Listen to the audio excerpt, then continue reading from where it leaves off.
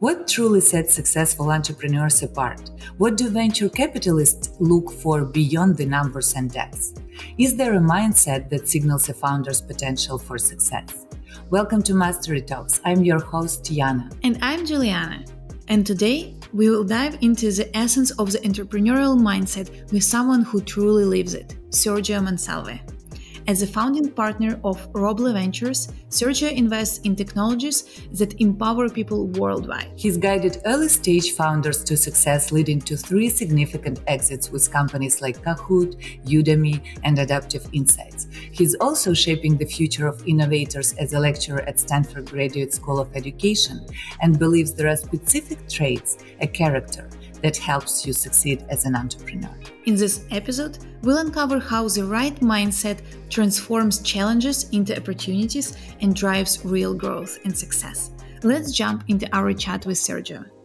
Sergio, your path is truly inspiring, from moving to the US from Mexico as a teenager who didn't speak English to lecturing at Stanford, taking leadership roles at eBay and PayPal, and helping scale companies, unicorns like Kahoot and Udemy. Now you're running your own venture fund, Roble Ventures. That's quite a path. Could you share with us your story? What qualities do you think have shaped your mindset and defined your path as both an entrepreneur and as an investor? Well, first of all, thanks for having me. I think what you guys are doing and exposing sort of the stories of people that have done different things in their life, I think it's great. So thank you for having me. So I guess I'll start with my intro and how my journey as I was a young kid all the way through to the sort of the things that I took on. So like you said, I was born in Mexico City. We have a big family there. My dad is was a serial entrepreneur. Unfortunately, he passed in December, but he was a very active serial entrepreneur and very curious. And my mom also, in her own way, she was also very curious, very focused on education. So I have 2 sisters, younger sisters.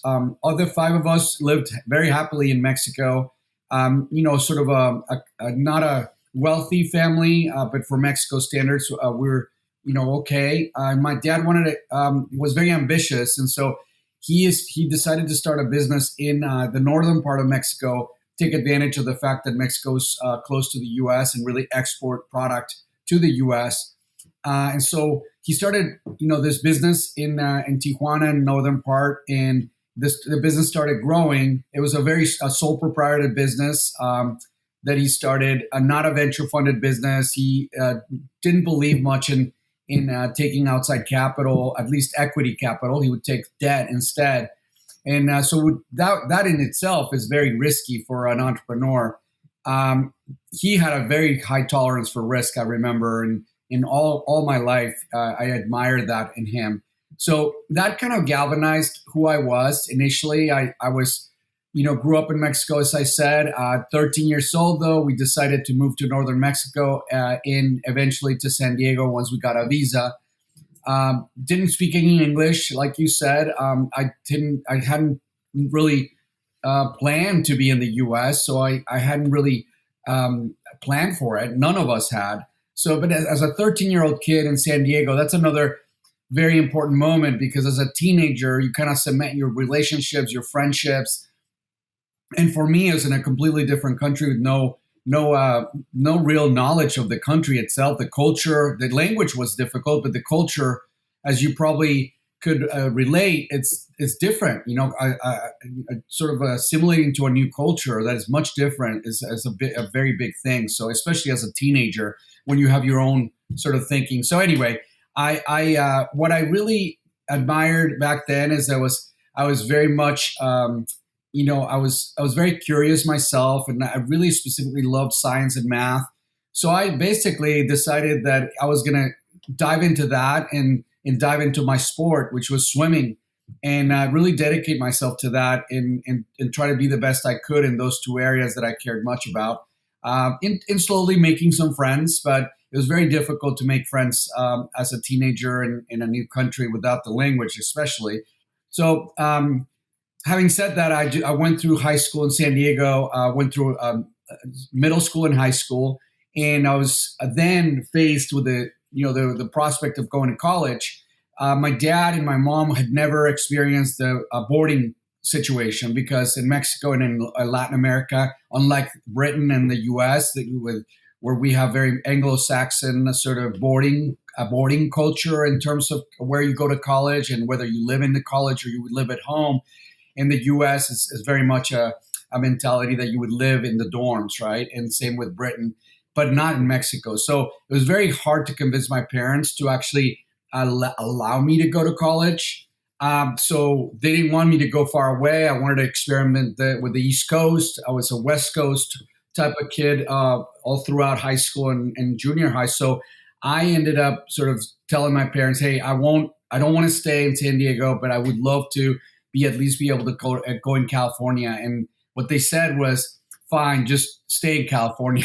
And so I applied up and down the top and all the way to the bottom, and all the schools that I wanted to get into. Luckily, I was admitted to them, and I decided to go to Stanford and be an engineer. And that to me was an eye-opening experience because I landed freshman year. I remember it was a big dorm called Roble Hall, which Roble is oak in Spanish, but it's also it's the name of my fund, obviously, but it's very telling. It's a very meaningful dorm to me because it's the one that it was the most progressive, the oldest one, the one that first admitted women into Stanford, built way before Silicon Valley. Yet it was also the introduction of me getting to know this place called Silicon Valley that had sort of big, ambitious people, very entrepreneurial. I didn't know what entrepreneurs really did, except I saw my dad. Didn't analyze his characteristics, but later I was able to kind of be more methodical about what those characteristics meant. So, long story short, is I went to Stanford, became an engineer, loved sort of making companies more efficient. So the type of engineering that I did was industrial engineering that allows you to kind of make companies be much more effective, efficient. Takes me to today's my focus on future work is very much emblematic of where I wanted to focus is how can people be the best in a work environment so they can do well for themselves and their families. So I ended up going to Wall Street to do part of the industrial engineering curriculum was financial.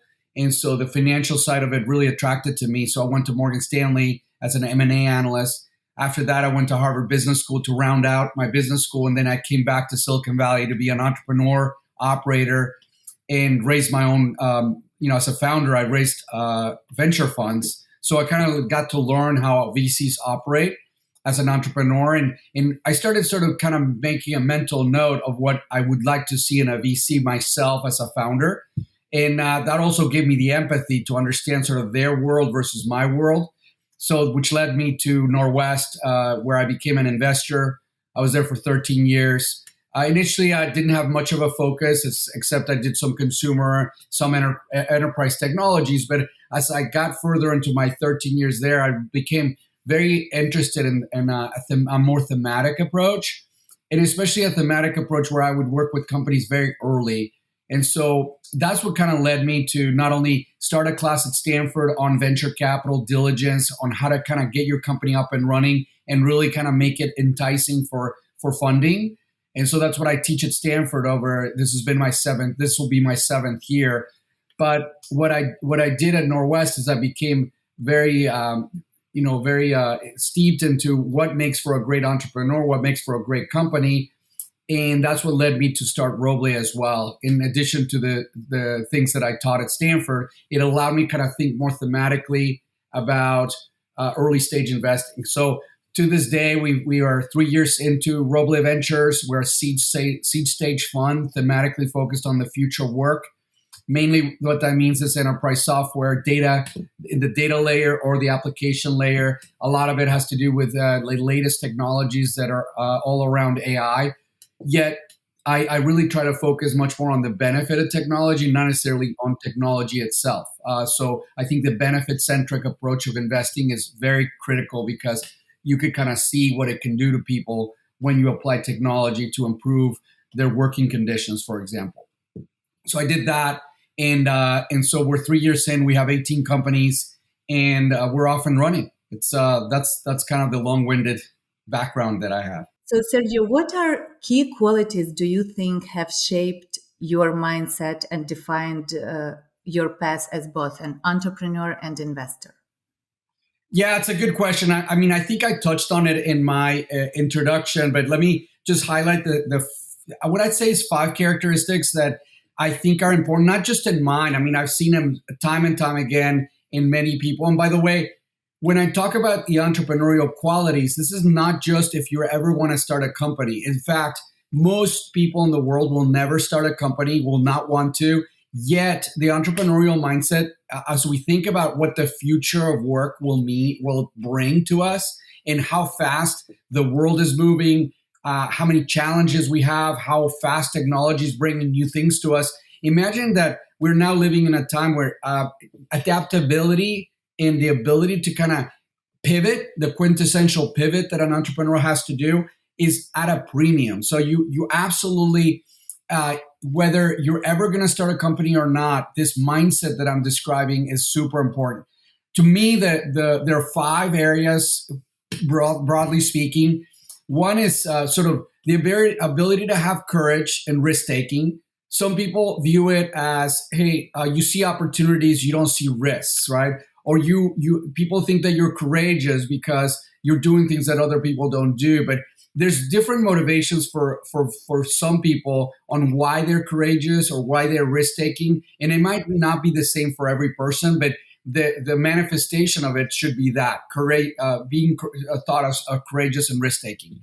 Two is, like I mentioned that early on, curiosity and constant learning, lifelong learning is super important, and I think it is important to think of it as, hey, you're always curious about something, right? You're always constantly learning. You're never set on your ways. This growth mindset, super important, probably the most important quality an entrepreneur could have, or anybody that wants to have this mindset should have. And three is, I think, experimentation and creativity. So once you are curious and you're learning and you're constantly learning as a lifelong learner, the creativity and the experimentation become important because you're doing something about it. You're not just taking in the world through curiosity. You're actually pressuring back into the world new ways to do things and experimenting. So it's not just about receiving, but it's also about giving. Fourth is having, that passion, that energy, that ability to be contagious, draw people to your cause. I think obviously if you're curious, you're taking in creative and experimenting, you're making changes. But in order to make big changes, you kind of have to have this contagious passion, energy, where people are going to kind of glom on to your mission, right? And then at the end of the day, the fifth one that people may not think of it as an entrepreneurial mindset, but it is just empathy towards various constituencies. Primarily your customers. You have to have incredible empathy and walk in your customers' shoes, but also your employees, the mission that you have in your company around, for example, in Roble, our mission is to invest in technologies that allow for a better future of work. That empathy towards what the customer needs, what the worker needs is super important so that you could draw more passion if you are driven by this purposeful mission. So I think those are kind of the five. And obviously throughout my life, I can kind of point to certain things that are very pivotal and that kind of had me mustering those qualities. But I certainly have seen it not just in me, but in my kids and entrepreneurs. And so I can kind of identify it if I kind of think about these five qualities that are so important. Yeah, let's dive into them. Yeah. Let's maybe start with courage. Could you share with us the most courageous act in your professional journey? And how do you train yourself to face the unknown repeatedly without letting fear of failure paralyze you? Yes, that's such a good question because one of the aspects. I mean, obviously, that I can point to what I had no decision on, which is to move from one country to another, not knowing the culture or the language. But that wasn't really my decision. That was my parents' decision, and I was 13 and had to go along with it, leave my cousins and friends and everybody back home. So it's not fair to say that I took it. I certainly learned a lot from it. The one that I go back to is when my dad was building his business. By the time I was a freshman in college at Stanford, at the end of that year, he called me and said, "Listen, he like I said, he never took equity capital. He took debt, so he was personally liable if his business wouldn't thrive. He would owe a lot of money. Essentially, it's as if you over mortgaged your house. So he called me and said, "Listen, I have to sell the business. Otherwise, if we don't sell the business, you're not going to go back to Stanford. I cannot pay for your tuition anymore." And back then, there were no Stanford wasn't necessarily paying 100% tuition, so I still would have to take a lot of loans. And even then, my parents wouldn't have been able to pay because they would have been bankrupt, right? So I remember that the first thing, obviously, I was disappointed. But the first thing that I did is just try to take action and say, okay, what can I control? What can I do to help? One thing that I did know how to do very well is put presentations together for M&A, right? For my dad to kind of have the proper model, the proper PowerPoint, the proper sort of materials, the proper data room. And so as a freshman, as soon as I finished my freshman year at Stanford, I went back summer, and I remember being hours in and out with my dad primarily, really thinking through the business positioning and thinking through how we were going to put together this package so that we could start talking to potential buyers. And so luckily he did get a couple of interested parties. And by the fall, before I had to go back to Stanford, he already had a pretty sizable conversation, or pretty developed conversations, which led him to believe that, it was okay for me to go back to school. And that deal closed at the end of that year. And I was able to then breathe, sigh of relief, and move on. But I guess the risk taking, the courage was more not to freeze at that moment and really sort of say, okay, what can I do to actually affect the change, rather than go crawl up in my bed and cry. I'd rather help my dad and see if I can do anything about it. And so that was a pivotal moment. That was kind of almost like a life and death decision in my little world, because to me, I'd worked so hard to get into a school that I really, really wanted to go to.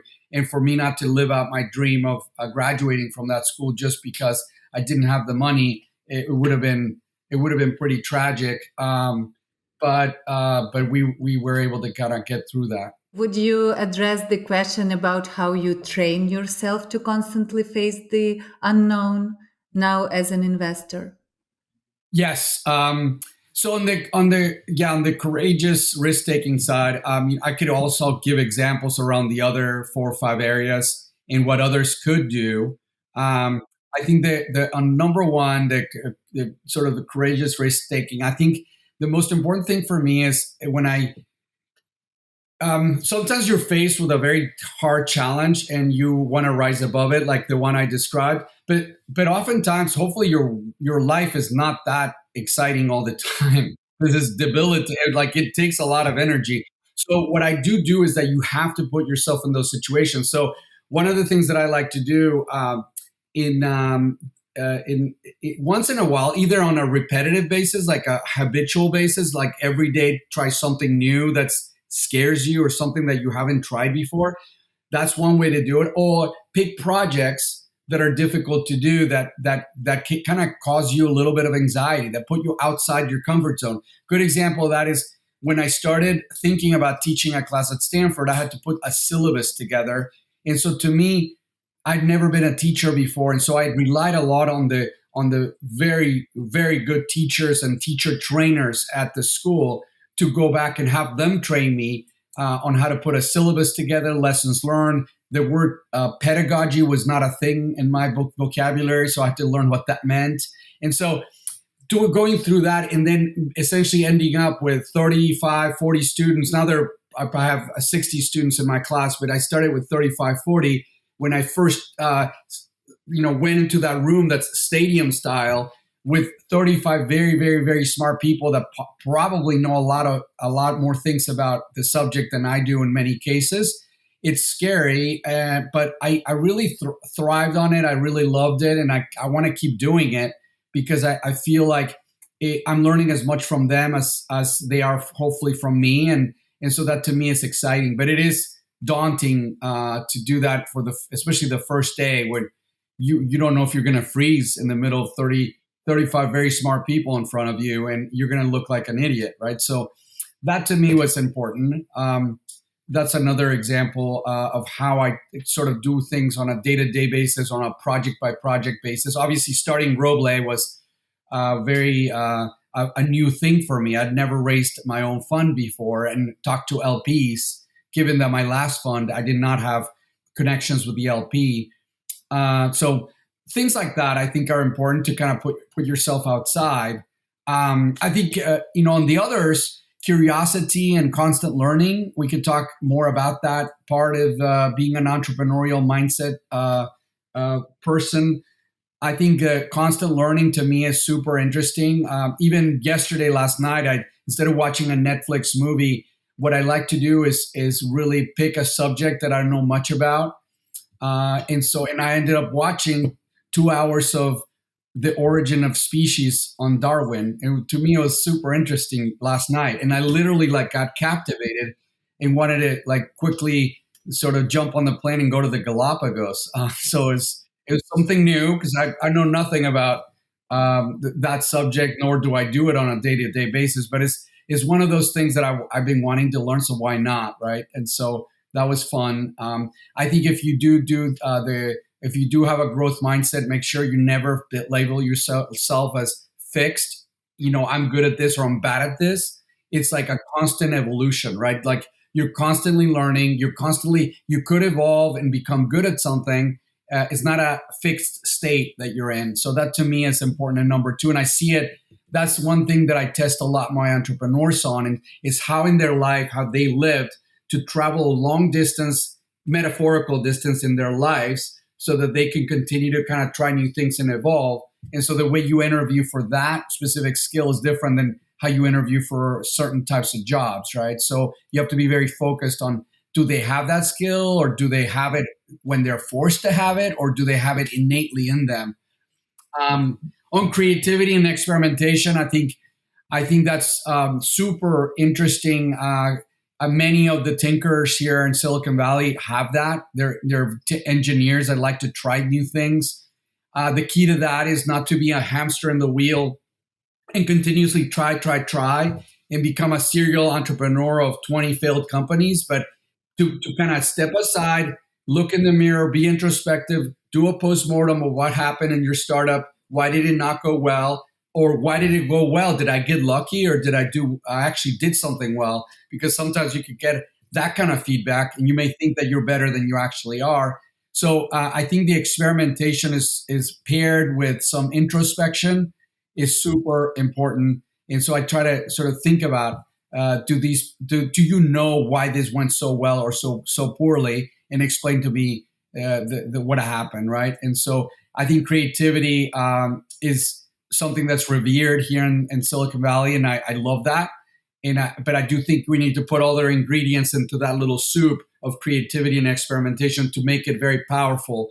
Because paired with constant learning and paired with introspection, you could create a really good recipe of a great outcome. And then for the passion, I think is something that I muster more now in Roble, because I basically focus on the mission and focus on the purpose. And when I wake up in the morning and have a purpose that's bigger than myself, I use technology to help many people improve their socioeconomic lives. That to me is just more empowering than just waking up in the morning and saying, I'm going to make more money for me or for my family. That is a little bit short-lived. I think it has to be around the passion, around the broader, greater good. And I do think that there's some entrepreneurs that really embody that, because they do have a long-term vision of where the world needs to go to be a better world. And so I think I really enjoy that. but you can muster that contagion and passion in other ways. It doesn't have to be a necessarily all purpose and all sort of thinking of a philanthropy or mission driven business. It could be anything. But in my case, it should come a little bit more with a greater good angle to it, because that's how I make. I mean, it never gets old, because in the morning I always have something to solve that's bigger than myself. So it's great. And then the empathy for human needs, or the empathy towards your customer, towards your employees. I think that's very important, and it's almost contradictory sometimes to some folks that are entrepreneurs. Because sometimes you think of an entrepreneur in Silicon Valley as much more robotic, much more engineering like, but in reality, the ones that have both the empathy and then the sort of the hard engineering skills, I think the combination of the two make them very powerful and very successful. And also, it helps number 4, meaning you bring a lot more passion and energy if you are actually putting yourself in the shoes of the people that you're trying to help. So that empathy does go a long way to interacting with the other qualities of somebody that needs to have that entrepreneurial mindset to either start a business, like I said, or not. Like it's just life, especially now where society is moving so quickly. The adaptability and the necessity to sort of not get frozen or not get too scared, or not to to move forward, to experiment, to be creative, to be introspective. I think that's more necessary now than it ever was, because of the nature of how work is changing so quickly, and the obsolescence curve is steepening big time. I'm thinking that part of any courageous, bold act is not only catching the opportunity, but also embracing failure. And we talk a lot about embracing failure. It's easy to discuss, tough to endure when it's your own. In the startup world, we often hear fail faster. But when you had your entrepreneurial journey, and I've read about 7 million lost for you and your investors in your first entity. Looking back, what do you think were the qualities that were missing at that time? How do you pick yourself up after this failure and grow from that setback to become a stronger leader? Yeah, there's a few things that I learned from that experience, and like you said, there's 2 investors that gave me 7 million, me and my co-founder 7 million, and we ended up having to shut that company down after 3 rounds of financing, in a time where, frankly, there were a lot of bad habits being built so quickly, and this is in the dot-com boom. The habits. The number one mistake is they get caught up in those habits. I was 28 years old, fresh out of business school. I believed that one thing that I try to do now is, you're not as good as, in a great day, you're not as good as you think you are. In a bad day, you're not as bad as you think you are either. So just make sure you manage your lows and highs. And so in my case, I believed that I was so great. I had just come out of this fantastic business school that feeds you all this ego boosting talk, and it was great. I love that experience. But that, combined with the dot-com boom and the fact that we had been given a lot of money without much of a sense of finance, of really understanding the P&L of our business and the margins of our business, we essentially couldn't make the profitability equation even close to working. And to me, that was a realization that you have to be very thoughtful and frugal, and treat those 7 million a dollar at a time, and be very thoughtful about how you spend that money. Also, building a company back then was so much more expensive. But ultimately, we couldn't get that liftoff that we needed. We had the runway, but the runway became shorter the more we spent, and the liftoff was just not strong enough to get us out of there, especially considering that is not just about top line liftoff. It's about making sure that the business model all the way to the net profit does work, even if it's not going to come for a lot of years. You have to at least have a view of that model will generate margins. And I think I missed on all those fronts myself. And it was a great lesson, not a fun one, but one that I really took to heart. Ended up going to eBay to work with the competitor with my same customers because our marketplace was around technology equipment. What we built, very vertically focused service, that we had some services around it that would make us different. Yet eBay was doing it at mass scale, so they could amortize their cost across all the categories. And so I ended up working on that marketplace for 5 years or close to 5 years. And I learned a lot from how they run their business. It's a very profitable company from almost from day one. And so I really appreciated learning from some of the best minds at the time in the marketplaces world. In fact, it was probably the first marketplace that created new opportunities for people. So I'd say it's one of the first most successful internet companies around the future of work when you consider that the supply side of eBay was generating hundreds of thousands of new jobs that had never existed before. So that to me was very empowering on when you think about the supply, and obviously the demand side offered new products to people that you couldn't have them before eBay. But at the time, it was really well run and really well. It was a company of its time. Obviously, a lot of other companies have more than caught up and surpassed eBay for various reasons, but I still feel very proud that I was part of that cohort there. And then I kind of sought to fruition that marketplace that I'd created. I know that this is something that your mentor told you early on when you started your venture capital career. And I remember I've read your tweet about this, that at first it was a tough pill to swallow, but over time you've come to appreciate the value of what you called boring in venture capital. Given your success, it seems you've got these skills of managing ups and downs very well.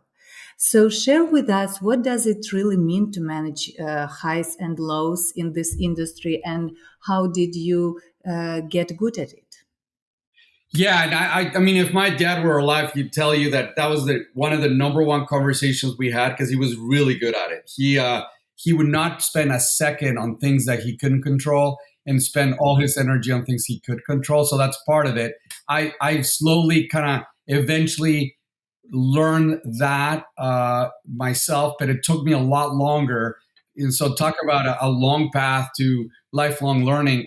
It took me a long time to really understand that skill. I play golf, for example. I worry more sometimes about the last shot than the future shot. And that to me is not the way to play golf.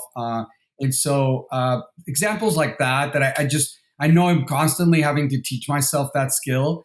But when it comes to, that's part of it, is focusing on what you can control gives me the empowerment that you can do something about the stress that you're feeling. In terms of managing the highs and lows, I do think that in venture, you see more failures, especially if you invest in seed. You see more failures than you see successes. The successes are huge, but the failures are what keep you up at night if you let it. And so to me, the thing that matters the most is that that I do think that this is a process, and you may not have a founder that hits it day one, but there's some reason why you're working with them, because hopefully you pick the right person, the right DNA. Good examples right now, one of our greatest CEOs is second time founder that I've invested in. And the first time I invested in her was about probably 14 years ago. And now we're in the second company where she's running it and doing really well. The first one was okay. It wasn't a great outcome, but it was one that took us quite a bit of pivoting. I, as a board member, obviously wasn't running the company, but I saw it day to day. And obviously I had one of the biggest ownership stakes in the company. And so you could sweat that out a lot. And so to me is in the role that I play now, which is either a board observer. Prior to this, I would take board seats, but I do think that I'm better able to be a board observer to my companies because I get to spend time with them on a one-on-one basis and not necessarily have the fiduciary responsibility of of having to make decisions on the board and potentially even fire the CEO. So I'd rather be a whisperer to the CEO on the sidelines and really help them through that. And one of the things that I do is I know how hard their job is, and how emotional it is, because they have one bet. At any given time, they have one bet. I have right now 18 in my portfolio, right? And soon we'll have 40, 50. So I try to, my number one priority is not to get too excited when it's going really well, and not too depressed when it's not going well, and just maintain a steady, boring approach, because the founder really appreciates when there's somebody that could just keep them sane, keep them focusing on the right things, and just kind of be this boring, sort of more less volatile voice, because they themselves have a lot of volatility in their life. And so the more you can kind of clamp down that volatility, the more productive you can be, because volatility takes a lot of energy away from you. So I think I try to do that and think about that. And that, again, goes back to having been on that side of the fence, but also having the empathy to say, hey, I don't need to add more volatility, stress to your life. Let's just think about how we can kind of reduce it. And ultimately, I think it comes down to what my dad already knew natively, is that you focus on process, you don't focus on results. In fact, when I, for example, was on the board of a couple companies, both of them were multi-billion-dollar exits, and I was there for 7 years. The thing that I enjoyed most was the process of going through it. The actual result of actually selling a company or taking it public and getting your trophy that your bankers give you, they give you a little closing dinner and a trophy. That was so anticlimactic, because at the time I was just thinking about the process, the process of doing something. The result is just a celebration, ideally a celebration or not. But the result, if you focus on the result, you're focusing on the wrong thing. It's just trust the process, do the reps, and good things will happen, I think, right? You sound really passionate about the work that you do and about your work with founders. And passion is one of the qualities, one of the characteristics of entrepreneurial mindset. And it's definitely non-negotiable for successful entrepreneurship, right? So can you share more about what's your passion, what drives you every day and keeps you pushing forward? Yeah, to me is I do think that there's I go back to the mission, right? The mission is that I was able to grow up here in the west side of 101. If you know this area, there's 101 freeway, and on the left is the on the west, let's call it the west. There's a lot of great homes. There's some zip codes that are top 10 in the country, and a couple that are top 2, top 3. So there's a lot of wealth. On the east side is with a lot of people that came from places like where I came from, Mexico, Salvador, Latin America in general. And what I've noticed is there's not enough. There's not a great difference in terms of their ability to take advantage of schooling necessarily. One school system is better than the other, but the network, the social capital that they have makes a big difference. That's one. Two is the ability for them to take advantage of technology. It's a big accelerator. So if you combine the social capital that I've been able to gain through some of the schools that I've been to, or the jobs, or whatever else, you combine that with technology, the facility to use technology for improvement in your job, that has to be democratically delivered to everybody, right? And then what you get is these uncommon founders that have traveled a long distance that all of a sudden get unleashed. Because to me, I always look at this notion of distance traveled as a person.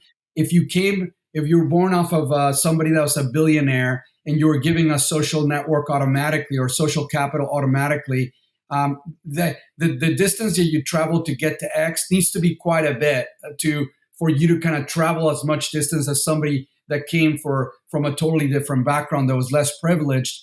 So I always look at a person's worth as to how much have they done in terms of the distance that they've traveled. So you always gotta have to understand the origin. And so I think that VCs sometimes they don't recognize that, and they go, "Oh, this guy went to Stanford and went to this and went to that. He must have come from money and had a lot of connections and things like that." And because that's kind of their mind that they are if they live in the west of 101. But in reality, you don't know their stories. So the distance they could have traveled is massive. And I do see a lot of those stories in some of those immigrants, in women that are trying to break in as CEOs in technology. I see it in folks that I think the future of future of entrepreneurship needs to look a lot more like the rest of the world or America, and it does invite for people that are immigrants that have a different way to think, and so I'm excited about that because I do believe that in the world of AI, the conventional thinker is going to be totally commoditized, and the guys that will really shine are the ones that are unconventional thinkers. And those unconventional thinkers may have to come from non-typical backgrounds because that's where you get the non-conventional thinking. So the more you can include that in the entrepreneurial process, the better. And so I'm really excited because I think there's no better time to invest in entrepreneurship as a completely democratic opportunity for people than it is today because education is ubiquitous. Opportunity hopefully will be available. Social capital is easier to get if you have the right mindset. So I think that all the ingredients are there. Plus, a lot of these folks that live in different places have been educated in some of the best universities in the world too, and so that has also allowed them to kind of get access to a lot of great cutting edge technology or cutting edge people. And so I think there is this sort of disconnect between what entrepreneurs look like in the last 20 years and what the real entrepreneurs will look in the next 20 years. And I'm sort of all in for that. And I wanted to refer to the point that you made about distance traveled, right? And this distance traveled sometimes can involve, years of grinding, right? And but passion and like mission, right, that you've mentioned is something that can sustain entrepreneurs through the toughest times. And but in your time mentoring and investing, how do you distinguish between passions that will drive long-term success and passions that might burn out? The ones that were, yeah. There's sometimes it's the motivation. I mentioned purpose. That for some people is very important. For me, it is. And there's some tactical things you could focus on, right? If you look at what somebody's resume looks like, to me, the resume is actually the worst document you could show to show a person's sort of skills because if you think about people say job blank, next job blank, next job. People don't spend enough time talking about the blank because oftentimes that blank means that maybe why you had to change job A to job B is because you moved countries or you had a baby or you went through financial hardship and you had to make some tough decisions. I have seldom seen somebody make dramatically life decisional moments while they're inside a job. Of course, the entrepreneurs do that because they're kind of taking that entrepreneurial risk. But most people that work in an established company, established job, the years that they're inside a company are not necessarily the most decisional. Obviously, there could be other things happening in their life that you don't know about in the resume. So you do have to focus on what was going on in your life, what decisions did you have to make, what kind of judgment calls did you have to make with very limited data. And so to me, testing your judgment, kind of calibrating your judgment is critical in decision making for entrepreneurs and VCs because that is where you could be investing in a $1 billion company or in a zero company, right? And it's with very limited data that you have to make those calls. And like I said, most VCs, including me, will make wrong calls over more wrong calls than good calls, but hopefully the good calls will be the big ones too. So I think to me that there's a couple of tactics but I do like to spend getting to know people on what they think they do, the things they do, especially when they're having to kind of make some life changing decisions, which usually happen around some parts of their resume, so to speak, which are the unspoken parts, I guess, right? You've mentioned seeking emotionally human skills advanced founders. And as a venture capitalist, you've seen countless pitches. What are the key qualities you look for in founder in leadership team, and how do you assess they have the right character and resilience to succeed, not only the intellectual qualities that they can demonstrate through the products? Yeah, I think that's a good question. I think it goes back to some of the things we've already spoken about. It's the emotional side. When I say emotional, it could be mean a lot of things. I think when you strip out what a startup is, it's almost. I always like to use the David versus Goliath analogy, where it's a entity that's less apparently because of the playground or the battleground is very disadvantaged, right? It's not as strong as Goliath. It certainly is not as big, and we have to kind of reshape the mindset, the battlefield, in order to win. So, what does that mean? The things that do go well for startups, they're faster. Their speed is critical, but speed is nothing if you're going in the wrong direction. So, like I said, calibration and judgment and execution on how you actually get there fast is just as critical as whether you point the point in the right direction. So imagine going fast, but in the right direction, and doing it in a way where you have an army behind you means that you have to, like I said, it goes back to the entrepreneurial mindset. You have to motivate people to kind of sign on to your purpose or to your mission. So you have to motivate those folks, and in a natural way, in an authentic way that allows you to for it to not to burn out. Because one thing is for the founder to burn out, which will likely happen last, but for the team to burn out, that is harder to maintain, right? And that, I think, purpose is part of it. So having a big team behind you that kind of complement you, can move fast with you, and they trust that your decisions are the right decisions, or the collective team makes the right decision, that has the right methodology to make the right decision quickly.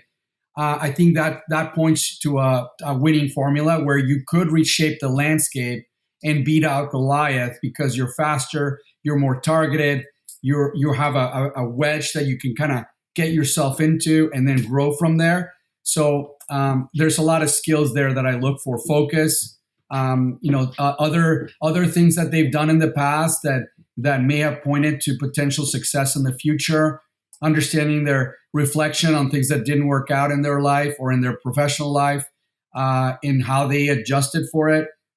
So things like that. I think that it's, at the end of the day, it's very hard to understand what's in people's hearts and souls, and so we do the best we can. But this is why sometimes if we do think we have a founder that has a lot of potential, but we don't know for sure, we work with them for a long period of time, and then we invest further if the right things are happening. So we're not just there,